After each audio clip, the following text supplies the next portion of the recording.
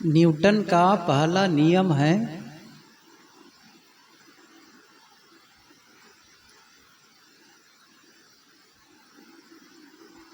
बाह्य बल के अभाव में गतिमान चीजें गतिमान रहेंगी और स्थिर चीजें स्थिर रहेंगी।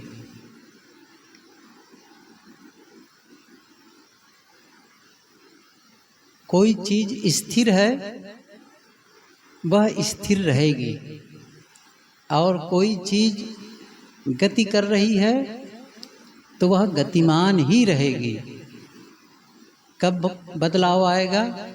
जब बाहरी बल लगेगा, बाह्य बल होगा, कहीं से अवरोध आएगा तब।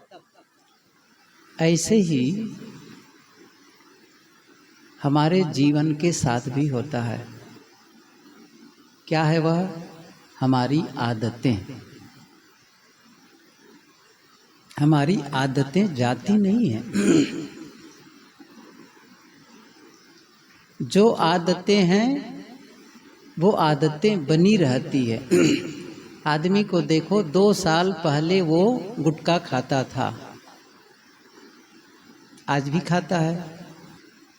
और यदि वह बाह्य बल न लगे, इसका मतलब किसी ने उसको रोका नहीं या खुद ने ही उसको छोड़ने का प्रयास नहीं किया, नहीं छोड़ा, तो अगले 2 साल में भी वो खाता ही रहेगा और जीवन भर खाता रहेगा।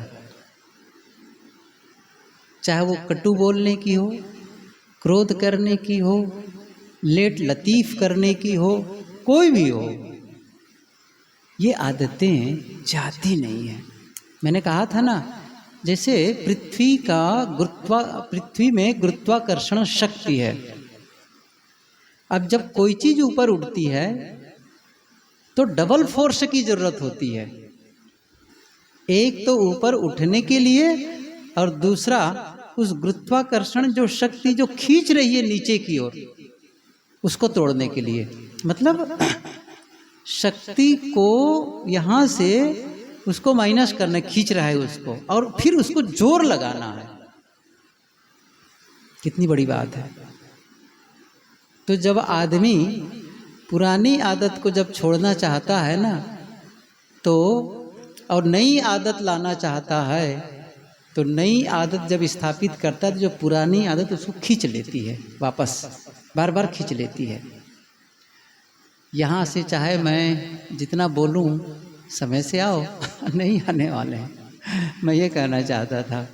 अब ये विषय इतना है आदतों के विषय में, तो पूरा 1 घंटा चाहिए कि हमारी आदतें कैसे निर्मित होती हैं, आदतें कैसे बदलती हैं। ये पूरा एक सिस्टम है।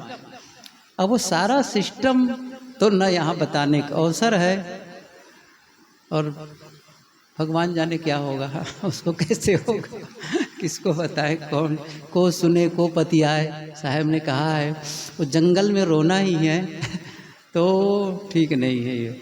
मैं ये कह रहा था, पहले हम आदतों को बनाते हैं, फिर आदतें हमें बनाती हैं। फिर से कह रहा हूं, पहले हम आदतों को बनाते हैं, फिर वे आदतें हमें बनाती हैं। आदतें बनती कैसे? और किसी काम को जब इच्छा पूर्वक बार बार दोहराते हैं, किसी काम को इच्छा पूर्वक बार बार दोहराते हैं, तो वह आदत में शुमार हो जाती है। बार बार करते रहिए। अब अनजाने भी करेंगे, अब बार बार कर रहे हैं। आप लोगों के बीच रहिए, आपका बोलने का ढंग आप ध्यान नहीं देंगे तो वो ढंग है ना, वो आप में आ जाएगा और आपको पता नहीं चलेगा वो कैसे आ गई। फिर लोग बताएंगे कैसे बोल रहे हैं ये वो आदत आ गई। खाने पीने का ढंग, चलने का ढंग, कुछ भी, बहुत सारी चीजें हम सोख लेते हैं और हमारी आदत में आ जाती हैं। लेकिन आदतें सभी तो अच्छी नहीं होती हैं। ये नहीं है कि आदतों की आवश्यकता नहीं है, जीवन निर्वाह के लिए आदतों का होना जरूरी है, वो होना जरूरी है। पता है कि कैसे हमको बहुत जीवन निर्वाही कार्य हैं जिसको हम करते हैं आदत के अनुसार। मैं एक चीज़ बताऊं, जैसे कैसे हमारे भीतर वो आदतें कैसे कहाँ से संचालित होती है। हमारे भीतर में मन है ना, वो दो प्रकार के हैं, एक चेतन मन और दूसरा अवचेतन मन। चेतन मन जो हम हर समय सोचते रहते हैं, चेतन मन निर्णय लेता है, यह करना है, यह नहीं करना है, वहाँ जाना है, वो नहीं करना है, और जागृत काल में वो चलते रहता है, रात में सो जाता है। अवचेतन मन कभी सोता नहीं है, वो निर्णय नहीं करता है, बस वो एक्सेप्ट करता है। कैसे? जैसे खेत और किसान दोनों को समझे। खेत और किसान, किसान कौन है? चेतन मन, कॉन्शियस माइंड, और खेत क्या है? अवचेतन मन, सब कॉन्शियस माइंड जिसे कहते हैं। खेत निर्णय नहीं करेगा मुझ में कौन सा बीज डालो, कौन निर्णय करेगा? किसान। माली निर्णय करेगा कौन सा बीज बोऊं फूल का, ये निर्णय करता है। लेकिन एक बार जब आप खेत में डाल दिए तो जो डाले उसको वो प्रकट कर देगा, बस वो आपको दे देगा। यही है। तो आप और हम अपने चेतन मन में जो सोचे, बार बार सोचे, बार बार किए, तो क्या हो गया? वो भीतर जाकर के प्रोग्राम्ड हो गया, एक फ्रेम बन गया। अब हम क्या करते हैं? उसी के अनुरूप रोजमर्रा काम करते हैं, रोज आदत हो गई। और फिर वो क्या होता है? हमारी विचारों से भावनाएं, फिर उससे व्याख्या, फिर उससे कर्म, ये पूरा एक सिस्टम है, पूरा एक सिस्टम है। अब वो सिस्टम जो हमारी मानसिक जगत का जो नियम है, इसको विधिवत जानना, काम करना, तब जाके बदलता है। अब जो प्रोग्रामिंग हो चुकी है उसको फिर से रीप्रोग्राम करना हो, नहीं ये आदत अच्छी नहीं है, ये मुझे बदलना है, तो ऐसा थोड़ी हो जाता है कि आप उसको ढकेल दो बदल जाए। अब उसको फिर से सेटअप करना पड़ता है, फिर से उसको वहाँ पर जैसे आपने डाला उसको रीप्रोग्राम्ड करना पड़ेगा। अर्थात जो आप चाहते हैं, जो आप चाहते हैं उसके बारे में बार बार ऑटो सजेशन, विजुअलाइजेशन, आत्म सुझाव जो चाहते हैं, मानसिक चित्रण का क्यों बिगड़ जाती है तो बनाना। जैसे कोई स्वास्थ्य ही बिगड़ जाए, ज्यादा बिगड़ जाए, तो स्वास्थ्य ठीक होने में वक्त लगता है ना, इलाज करना होता है। ऐसे ही तो है, एक बिगड़ी हुई आदत को सुधारना है। जैसे एक छोटा बच्चा है और वो सबके साथ, सब घर के लोग सोते हैं, वो 10 बजे 11 बजे सोता है। माँ ने सोचा कि ये तो देरी हो रही है, इसको 9 बजे सोना चाहिए। अब उसको 9 बजे सोने के लिए कहोगे तो बच्चा कितना हल्ला मचाएगा, आतंक मच कर देगा। वो तो मैं नहीं सोने वाला हूँ, मैं नहीं सोऊंगा, वो रोएगा, चिल्लाएगा। माँ क्या करेगी? बहुत थपकी लगाएगी, सो जाओ सो जाओ, अच्छा बिस्कुट ले लो, ये करो वो करो। तो कई दिनों के बाद फिर वो धीरे धीरे करते करते करते वो 8-9 बजे उसको सुला पाएगी। बदलना कितना टाइम लगता है, ऐसे ही है हम लोग की आदत, वक्त लगता है। इसका एक सिस्टम होता है कि कैसे करें, और सचमुच जो मेहनत करता है ना, बदलती ही आदतें, ये मान करके चलो।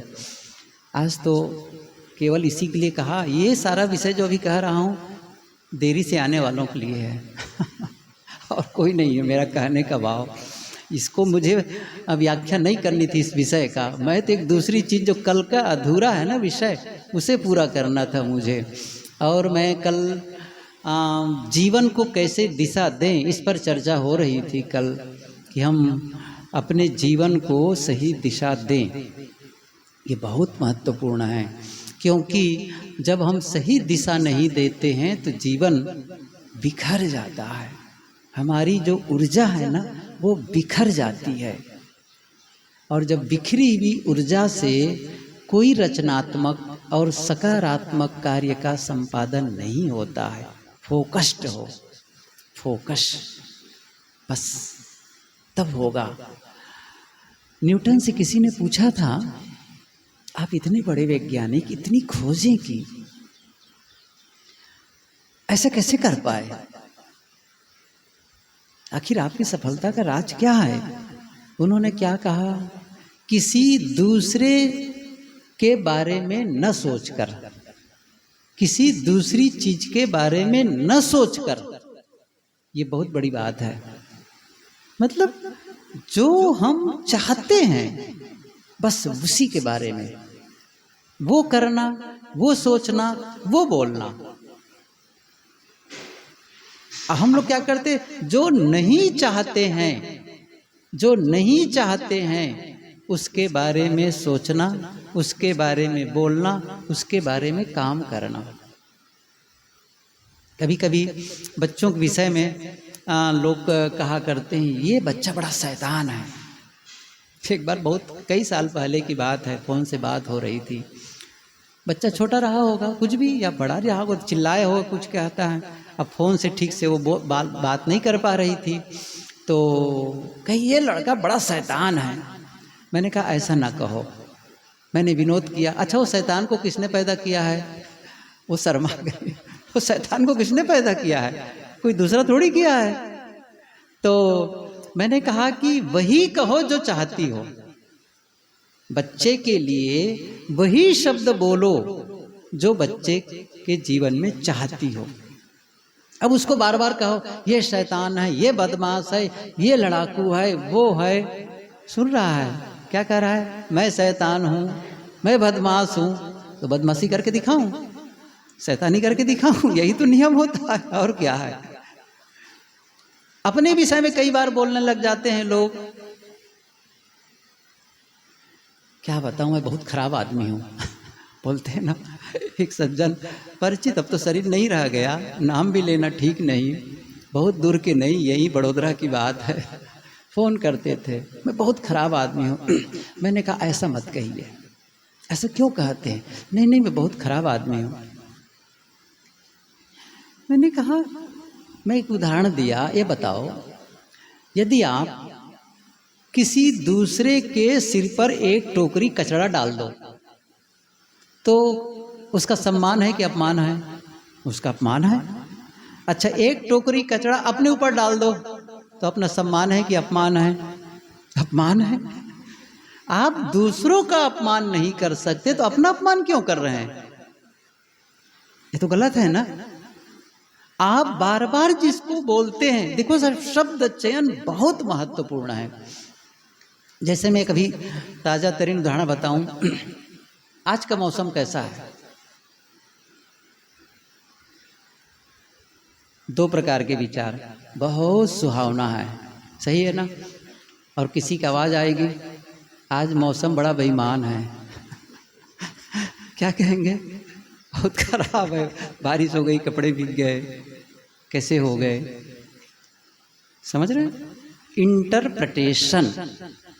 हर घटना के बाद उस घटना का प्रभाव आप पर कैसे पड़ने वाला है, किस पर निर्भर करता है? इंटरप्रिटेशन, व्याख्या। व्याख्या कैसी व्याख्या करते हैं, अर्थ कैसे लगाते हैं, अर्थ लगाने का तरीका, बस ये परिवर्तन करता है। अर्थ कैसे लगाते हैं उसी चीज के लिए। जैसे आप अर्थ लगाते हैं बस होता चला जाएगा। एक आदमी है, जाते हैं, मिलते हैं, नमस्ते, दुआ, सलाम, बंदगी बढ़िया होता है, रोज मिलना, रोज जाना, ऐसा चल रहा है।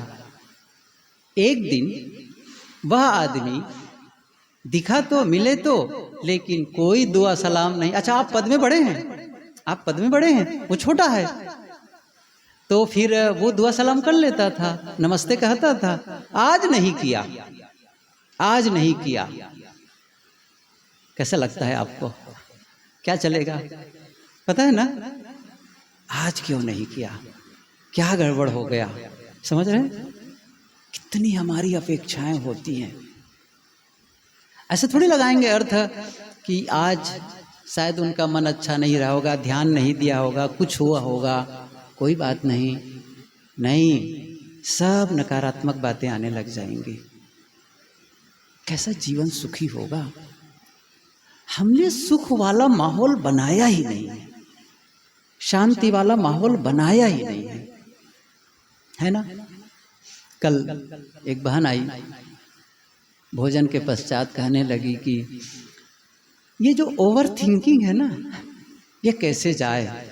क्या कहा? ओवर थिंकिंग कैसे जाए। और जो निगेटिविटी है रिलेशनशिप में, जो रिलेशनशिप में जो निगेटिविटी है, मेरी जो अमुख हैं वो मेरे बारे में बहुत नकारात्मक सोचती है, मैं बहुत नकारात्मक सोचती हूँ, इसका क्या इलाज है?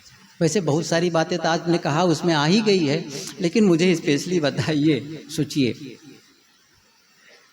मैं कहता हूँ ये ध्यान वगैरह तो किनारे कर दो, अभी होगा, मुक्ति हो कि ना हो, संबंध तो सही होना चाहिए ना, सही है नहीं? आपका जीवन तो सुखमय होना चाहिए ना। ये आप पूरे दुनिया से मुक्ति तो आप बाद में लेते रहना, अभी तो कम से कम आप अपने मन से खुश रहो, संबंधों में तो बढ़िया रहो, जहां रहो वहीं तो खुश रहो। यही नहीं हो पा रहा है और क्या चाह रहा है? मैं मुक्ति चाहता हूं। अरे चाहो ठीक है, लेकिन क्रोध से मुक्ति हुई है, द्वेष से मुक्ति हुई है। गजब है ना। एक आदमी था, तपस्या में लग गया और लंबे बहुत दिनों तक तपस्या की। देवता प्रकट हुए तो उसने कहा कि मैं, क्या चाहते हो? मैं शक्ति को, आपकी शक्ति को अपने वश में करना चाहता हूँ। उन्होंने कहा अच्छा बताओ, आपके घर वाले आपके वश में हैं? अच्छा नहीं है। अच्छा देश वाले आपके वश में हैं? अच्छा नहीं है। अच्छा तुम्हारा मन तुम्हारे वश में है? उसने कहा फिर मुझे क्यों वश में करना चाहते हो? कुछ तो वश में है नहीं है। गजब है ना। हम सबको वश में करना चाहते हैं, सबको बदलना चाहते हैं, सिवाय अपने, सिवाय अपने। ये ओवर थिंकिंग, ये नकारात्मकता कितना नुकसान पहुंचाने वाली चीज है, आपको पता नहीं चलता है। नकारात्मक कि सबको यदि निचोड़ निकाले ना, उसका कारण निकालो ना, वो आता है दूसरों को दोष देने में। बस जब आप दूसरों को दोष देते हैं, देते रहते हैं, तभी आपके मन में नकारात्मक भावनाएं चलती रहती हैं, विचार चलते रहते हैं, और उसके मूल है क्रोध। ध्यान दो, आप भीतर भीतर क्रोधित रहते हैं, नाराज रहते हैं। हम लोग क्या मानते हैं? क्रोध तो हम कभी कभी करते हैं, है ना। लोभ हम कभी कभी करते हैं, काम का विकार कभी कभी आता है। नहीं, हर समय क्रोध में रहते हैं आप, हर समय काम विकार में रहते हैं, हर समय। ये थोड़ा सा अलग है जो बोल रहा हूं, तो चौंकाने वाला है। हर समय 24 आवर्स, हर समय, कभी कभी वो प्रकट हो जाता है। ध्यान दो, कभी कभी वो बाहर निकल आता है। ऐसा थोड़ी है कि आप रहते ही नहीं है, वो है, बस क्या है, सुप्तावस्था में, लेकिन है वो एक निमित्त मिला चला। जैसे एक बारूद हो, पटाखा, पटाखा है ना, हम लोग बम फोड़ते ना दीपावली में, पटाखे फोड़ते हैं, तो एक बम हो, अच्छा उसमें जो विस्फोटक शक्ति उसमें मौजूद है कि नहीं है? कब मौजूद है? कितने समय मौजूद रहता है? केवल दिन में? सब समय? पेट्रोल में जलने की क्षमता कब तक के है? समझ रहे हैं ना? बस जल क्यों नहीं रही है, पेट्रोल जल क्यों नहीं रहा है? बस एक तिली, एक चिंगारी की जरूरत है। ये दुनिया में जो परिस्थिति है ना, या दुनिया के जो व्यवहार है ना, बस वही चिंगारी है। हम तो वैसे ही भड़कने के लिए तैयार हैं, पहले ही तैयार बैठे हैं। गजब है। एक कुआं है, आप बाल्टी डालो, कुएं में बाल्टी डालो और पानी निकल आए, तो आप क्या कहेंगे? जब पानी बाल्टी डालता हूं तभी पानी होता है, बाकी समय नहीं होता है। क्या है? सच है? अरे पानी है, बस वो बाल्टी की जाने की देरी थी।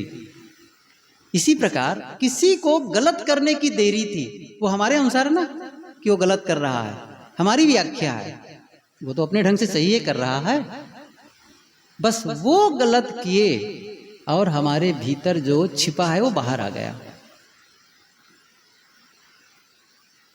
इसको दूर करना ऐसे नहीं होता है। इसलिए, और ये यदि आप समझें तो सेकंडों में भी जाता है, ये समझ आए तो सेकंडों में, बस जैसे बत्ती ऑफ कर देते हैं ना, बत्ती गुल, जैसे आप मेन स्विच गिराए गुल, ऐसे ही सेकंडों में ये चला जाता है। 3 शब्द बोलने से। एक मैं जादू की छड़ी नहीं दे रहा हूं, फील करिएगा। क्या है वह? एक ही बात आपको कहनी है। जब आप नाराज हो और दुखी हो किसी बात को लेकर के, आपको क्या कहना है? मैं जिम्मेदार हूं। बस आप ऐसा आंखें बंद करिए, मैं जिम्मेदार हूं, मैं जिम्मेदार हूं। किसके लिए क्रोध? कोई क्रोध नहीं। आप कहें रुको रुको रुको, मैं कैसे जिम्मेदार हो सकता हूं? सारी गलती सामने वाले की है, उसने मेरे साथ वैसा किया, उसने मेरे साथ वैसा किया। मैं एक चीज बताऊं, आप पीछे जाएं, विचार करें, उनके साथ जुड़ने में आपका भी कुछ तो कंट्रीब्यूशन है। आप केवल मूक दर्शक और मासूम दर्शक की तरह रहे, कुछ तो जुड़ा। किसी ने धोखा दिया, किसी ने आपको लूट लिया, किसी ने आपके धन को कुछ किया, उनके साथ कैसे बना? मान लो किसी से सौदेबाजी किए, तो कुछ तो शुरुआत हुई होगी। उनके साथ जब गए तब मिले तब बातचीत, कुछ तो शुरू आपने किया है अपनी ओर से। बस ये हुआ कि वो मन चाहा परिणाम नहीं आया, बस यही है ना। लेकिन आप चाहे थे इनसे मैं सौदा करूंगा तो मुझे ये लाभ होगा, इनसे संबंध बनाऊंगा तो मुझे ये लाभ होगा, ये सुख मिलेगा। किसने शुरुआत की है? आप, कुछ तो रहा आपका। अब कहोगे ठीक है आप नहीं जानते थे, नहीं जानते थे तो आप किसकी जिम्मेदारी है नहीं जानना? जानना चाहिए ना, परखना चाहिए ना, पहले संबंध बनाने के पहले आपको परखना चाहिए ना। इसका मतलब कुछ आकर्षण था, सुख का आकर्षण था, कुछ था। किसी ने बंदूक के नोक के सामने आपको यह करना ही पड़ेगा, आपको इस आश्रम में रहना ही पड़ेगा, आपको इसे शादी करनी ही पड़ेगी। होता तो है कहीं कहीं बिहार में, मैंने सुना अगवा कर लेते हैं, मतलब प्रेडेम्प्ट कर लेते हैं, आदमी को उठा के ले जाते हैं और शादी कर देते हैं। सो बात अलग है लेकिन यहाँ कितने लोग को है ऐसे बंदूक के नोक रख करके शादी किए हैं? कोई हाथ उठाएगा? नहीं, सही है ना। लेकिन इसके बावजूद आप त्याग कर सकते हैं। मैं सच्ची घटना बताऊं, हमारे आश्रम में एक संत, अभी वो आजकल वहाँ रहते हैं, यही अब नाम बताना ठीक नहीं है, अभी ये अहमदाबाद के आगे एक आश्रम है वहीं रहता है। अयोध्या में रहता था मैं आश्रम में, वर्षों रहा, वहाँ आया था। उस समय युवा लड़का था, शादी हो गई थी, रहा करता था। अब उसका मन हो गया साधु होना है। आ गया। अब उनकी श्रीमती थी वो और उनकी सासू माँ बस आ गए आश्रम। कुछ महीने के बाद पता चला, खोजबीन करके आ गए। अब क्या करें, अब बड़ी हैरानी, ले ही जाएंगे। मैंने कहा यार ये तो बड़ा सिर के दर्द हो गया, आप बैठे या कैसे करोगे, जाओ भाई। गए, भेज दिए। अब ले गए, सीधा घर नहीं ले गए उनको, सीधे अपने वो ससुराल ही उनको जाना पड़ा। अब वो जब लोग कहीं आए बताए कि बड़ी हैरानी, बिल्कुल चाक चौबंद, वो बाहर निकलने ही नहीं देते थे, यही रहना, खाए पिए, यहाँ तक कि बाहर जा, शौचालय कहाँ होता था, बाहर जाना पड़ता था तो 4 लोग लाठी लेके जाते थे साथ में। ये सच्ची घटना बता रहा हूँ। बड़ी हैरानी, क्या कर, कहीं निकलने नहीं देते थे। लेकिन उसके भीतर था। वो क्या किया बताए, कैसे आए आखिर में, वो बताया मुझे कि एक दिन रात में मुझे कहा मुझे शौच लगी है। गए, अंधेरी रात थी। अब ऐसे थोड़ी क्योंकि शौच बैठा हुआ नजदीक होगा, दूर ही खड़े रहेंगे ना, दूर खड़े रहे। उसने कहा जो पात्र लिए तो उसको फेंका और भागा मैं उधर दूर, भागता गया भागता गया भागता गया और चलता चला गया। अब उसके बाद में कोई स्टेशन नज़दीक रहा, वो पता रहा होगा उनको, तो उस क्षेत्र के था, तो स्टेशन में गया, ट्रेन पकड़ा, चला गया बस सीधा जैसे तैसे करके, ऐसे तैसे घूम करके आया। कमाल का है। सही, अभी भी वो साधु है, मैं सही बता रहा हूँ, अभी भी है वो। तो देखिए त्याग की क्षमता है कि नहीं है, मैं पूछता हूँ, त्याग की क्षमता है? हर परिस्थिति को आप त्याग सकते हैं, हर परिस्थिति को। आपको जेल में भी डाल दे साहब, परिस्थिति हम देखे ही नहीं है। मैं कई बार ये उदाहरण देता हूं, दूसरा विश्व युद्ध हुआ था, सेकंड वार, तो नाजी सैनिकों ने, नाजी यो ने यहूदियों को, क्या बताऊं, वो पढ़ोगे ना तो रोंगटे खड़े हो जाते हैं। उन्होंने लिखा है, मैं सर चपार, एक पुस्तक है फ्रेंकल, ई फ्रेंकल की, फ्रेंकल, विक्टर ई फ्रेंकल मेरे पास है, मैं दिखा दूंगा वो पुस्तक। यातना शिविर लिखा है, यातना शिविर उन्होंने लिखा है फ्रेंकल ने। कैसे वो उन लोगों को एक बंद कर दिया गया था इस घेरे के अंदर में, और कितनी यातनाएं दी जाती थी, उनके सामने ही उनके परिवार के लोगों को गोली से मार दी गई थी। मैं सच बता रहा हूं, वो लिखा है उस चीज को, और उनको पता नहीं था कि कल हम बचेंगे कि नहीं बचेंगे। मनोचिकित्सक थे वो। ऐसा तैसे करके कैसे निकला, ये सारी व्याख्या करने का अवसर नहीं है।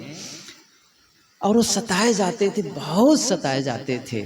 ऐसी परिस्थिति में भी वो बैठ करके विजुलाइज करते थे, जब मैं यहाँ से बाहर निकलूँगा तो अपने विद्यार्थियों को मैं कैसे पढ़ाऊँगा, इन बातों को कैसे बताऊँगा कि कैसे वहाँ पर मुझे शांत रह सकता था। फिर उन लोगों के साथ जो मुझे सताते थे, उनके लिए मेरे मन में घृणा नहीं हुई। फिर जैसे मैं बदलाव किया भीतर में, और उसने क्या एक सूत्र दिया, उद्दीपन और प्रतिक्रिया के बीच एक अवसर होता है। फिर से बता रहा हूँ, ये सूत्र को जीवन भर काम आ सकता है, इसको ध्यान में रखें। तो उद्दीपन और प्रतिक्रिया के बीच में एक स्पेस होता है, अवसर होता है, काहे का? चुनाव करने का। उद्दीपन समझ रहे मैं क्या कहना चाहता हूँ? मतलब बाहर से चाहे किसी ने गाली दी, किसी ने नुकसान किया, चाहे मौसम खराब हुआ, कुछ भी ऐसा हुआ, ये उद्दीपन है। मतलब हमें उद्वेगित करने के लिए कोई साधन, उद्वेगित, उद्दीप्त करने के लिए कोई घटना घटी। अब उस घटना के बाद मैं कैसे उस पर बोल रहा हूं, क्या कर रहा हूं, ये प्रतिक्रिया है, ये प्रतिक्रिया है। क्योंकि वहां हुआ एक्शन, फिर हुआ रिएक्शन, एक्शन के बाद रिएक्शन, लेकिन इस दोनों के बीच में एक स्पेस होता है, अवसर होता है, किसका? चुनाव करने का। कैसे मैं प्रतिक्रिया व्यक्त करूं? क्या गाली का उत्तर गाली दूं? एक, दूसरा चुप रहूं, या फिर गाली का उत्तर मीठे शब्दों से दो। ये चुनाव कर सकते हैं आप, बस। हर बार चुनाव का अवसर होता है। उन्होंने ये सूत्र दिया बाहर आकर के, साहब वो आदमी जिसको कितना सताया गया था वो आदमी, और उसने बहुत लोगों को, कितने लोगों को वो स्थिति थी, तो वो उन्होंने पुस्तकें लिखी गई और पढ़ाया उसने। ख्याल आता है नेल्सन मंडेला का, कितनी बार ये उदाहरण दिया। नेल्सन मंडेला का नाम तो यहाँ बैठे सब सुने ही होंगे, कोई अपवाद। दक्षिण अफ्रीका, कहाँ के बताऊं, वही उधर ही कहते कि गांधी जी को ट्रेन से धक्का मार दिया गया था, समझ रहे हैं ना। हमारे APJ अब्दुल कलाम राष्ट्रपति, उनकी पुस्तक मैंने पढ़ी, उसमें लिखा उन्होंने, मैं वहाँ गया जहाँ पर उस स्टेशन को देखने गया जहाँ पर गांधी जी को ट्रेन से धक्का मार के गिरा दिया गया था। गया, वहाँ बोर्ड अभी भी लिखा है, एक बोर्ड है वहाँ पर गांधी जी के नाम से कि यहाँ पर उनको इस प्रकार धक्का मारा गया। और तब से फिर वहीं से उन्होंने संकल्प लेके बदलाव किया गांधी जी का। अभी विषय मेरा नहीं हो कहने के गांधी जी वाला। तो नेल्सन मंडेला की बात हुई, वो बड़ा संघर्ष, उसको जेल में डाल दिया। काले गोरों की लड़ाई चलती थी ना, काले गोरों की उस समय, तो उनको वो क्रांति वो चाहते थे कि नहीं, ये समानता का अधिकार होना चाहिए। बस वो नायक था, उसको जेल में, और कितने साल जेल में डाले बताऊं? 26 साल। 26 साल। और वो जहां रहते थे वो कमरा कितना बड़ा था? 6 फुट से ज्यादा नहीं, और उसकी लंबाई ही कुछ 6 फुट से ज्यादा थी नेल्सन मंडेला की। उसने कहा मैं वहां गया, और जब मैं नेल्सन मंडेला से हाथ मिलाया, मैंने देखा उनको चित्र भी उनके साथ चलते हुए चित्र दिया भी है, हाथ मिलाया तो पूरा शरीर जैसे मेरे सिहरन टाइप का, ऐसा लगा किसी देवदूत से हाथ मिला रहा हूँ, नेल्सन मंडेला से। अद्भुत वो पुरुष। तो जब ये फैसला हो गया, खत्म हो गया, जेल से रिहा किया गया, तब क्या हुआ? वो राष्ट्रपति बने, समझ रहे हैं ना, वो राष्ट्रपति वहाँ बने। और जब राष्ट्रपति बने, एक दिन अपने अंगरक्षकों के साथ किसी रेस्टोरेंट में भोजन करने गए।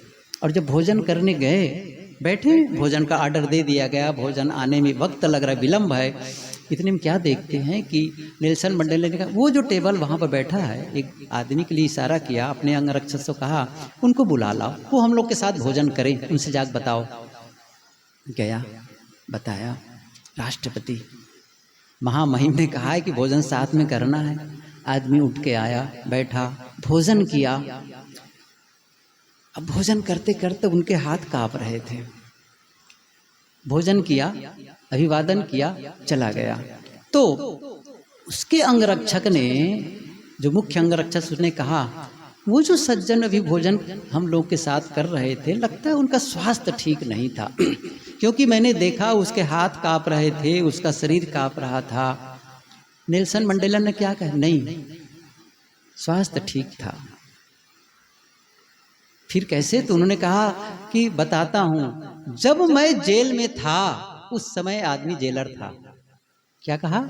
जब मैं जेल में था उस समय आदमी जेलर था, और इतने कठोर परिश्रम करते थे, प्यास लगती थी, और जब मैं पानी मांगता था पानी नहीं देता था, मेरे ऊपर पेशाब कर देता था। सोच रहे हो उसने क्या सोचा होगा? ये मेरा बदला लेंगे। लेकिन मैं जानता हूं बदला ले करके कभी भी आदमी सुखी नहीं हो सकता है। क्षमा और गम, यही सुख का रास्ता है। साहब वो देवदूत से कम है? मैं कई बार सोचता हूँ बैठ करके, जब ये विचार पढ़ता हूँ ना, सोचता हूँ मेरा लेवल कहाँ है, तो ऐसा लगता है मैं तभी पानी भर रहा हूँ, मैं नहीं कर सकता। और जिसको गृहस्थ कह रहे हैं ना आप, वो इंसान कितने ऊंचे लेवल के हैं। हम क्या कर रहे हैं? इन छोटी छोटी बातों को लेकर के शिकायत से भरे हुए हैं। उसने वैसा कहा, उसने वैसा कर दिया। क्या हो गया है? क्या आपका भोजन छीन रहा है? कपड़े छीन रहे हैं? कौन सा नुकसान हो रहा है जिसके लिए आप शिकायत में बैठे हुए हैं? अरे पत्नी ने कुछ कह दिया, पति ने कुछ बात हो गई, सास ने कुछ कह दिया और आप मुंह फुलाए बैठे हुए हैं। छोटी छोटी बात, अपने ही साथी लोग हैं, हो गई छोटी सी बातें हैं और बस आप कितने नकारात्मकता से भरे हैं, एकदम मुंह फुलाए हुए हैं। इंसान है, पशु भी ऐसा नहीं करता है। साधो, इसलिए कहा मुक्ति रख दो किनारे, अभी भीतर बैठो, शांत होना चाहो, ये सारी नकारात्मकताओं को खत्म करो। न ही वैरेन वेरानी संबंधित कुदाचनम अवैरेन च संबंधी एस धम्मो सनातनो। यही सनातन धर्म है। वैर से वैर नहीं मिटता है, न ही वैरेन वेरानी। तथागत बुद्ध ने कहा अवैरेन, अवैर से अब वैर मिटता है। वैर रख करके वैर मिटेगा? उधर से आग फेंके, आप भी आग फेंको। उसने क्रोध किया, आपने भी क्रोध किया, आग से आग बुझेगी? गुरुदेव जी कहा करते थे गर्म लोहा को काटने के लिए ठंडा लोहा होता है। हम क्या कर रहे हैं? कब बदलेंगे? ये ध्यान शिविर पर ध्यान शिविर करते चले जाएंगे, हम रहेंगे वहीं के वहीं। क्या मतलब है ऐसे? वो उद्वेग खत्म नहीं हुआ, वो जलन खत्म नहीं हुई। कैसा जीवन है ये? बदलना है। समय ज़्यादा हो गया है, ध्यान करना जरूरी है, अभ्यास जरूरी है। अभी मेरा वो मुख्य विषय तो रह ही गया है, दिशा देने वाली बातें। हम थोड़ा ध्यान करने के बाद उस पर चर्चा करते हैं। आज इतना ही, थोड़ा बैठो। ये विषय इतना है, मैं सही बताऊं कि कई दिनों तक चर्चा करो ना, इसको इतने विस्तार की जरूरत। भीतर इतने दलदल, इतने कचड़े भरे हुए हैं साहब, उस कांटों को निकालना कितना जरूरी है। कहाँ निकाल पाते हैं? निकालो इस चीज को, हल्का बनो, बोझ मत ला दो, मत ला दो इस चीज को।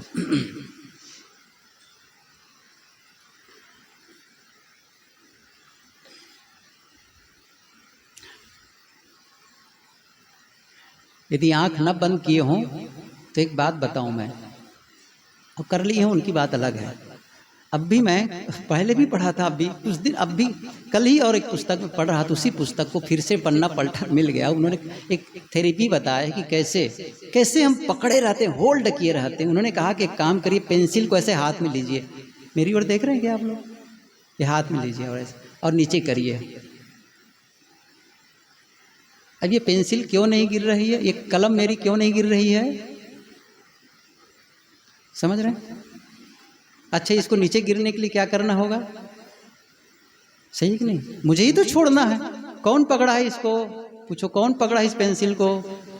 मैं। सही है ना? जैसे ही इसको आप ढीला किए, छूटा। ये जो पकड़ होल्ड करके रखे ना वस्तु बातों को, ये होल्ड करके आप छोड़ सकते हैं, बस आप ढीला कर सकते हैं। और जैसे रिलीज किए, जाने दिए, मैं क्षमा करता हूँ, मैं क्षमा करता हूँ, बिना शर्त के विलीन हो जाती है। मुझे क्षमा कर दो, बस छोड़ दो इसको, बस। जितनी, अब देखो भले ही ये हल्का है, लेकिन 10 मिनट रखूंगा तो चलेगा, 1 घंटा रख रहा हूं तो, ऐसे 4 घंटा रखूंगा तो, ऐसे 24 घंटा रखूं तो। हम लोग कितने दिन तक रखते हैं किसी की बात को? बताओ, कितने दिन तक रखते हैं? लोग क्या कहते हैं पता है? उसने ऐसा कहा, मैं जिंदगी भर नहीं भूलने वाला हूं। समझ रहे हैं ना?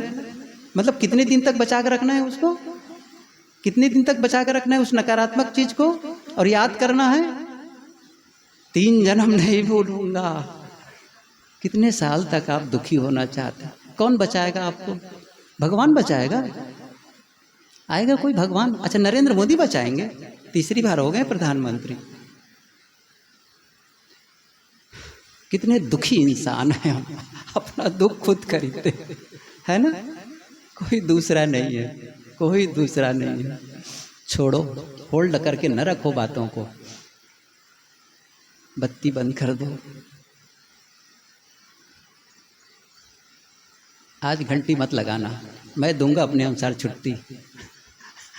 अभी देखो फिर कहीं बात ना चले, क्यों छुट्टी नहीं दोगे? छुट्टी के लिए वादा किए हो। ये जो बड़बड़ चल रहा है ना, इसी को रोकना, इसी को रोकना है, यही रोकना है आपको। और घंटी लगी तो भी नहीं उठना है, ठीक है? वादा है? मैं देखता हूँ आप लोग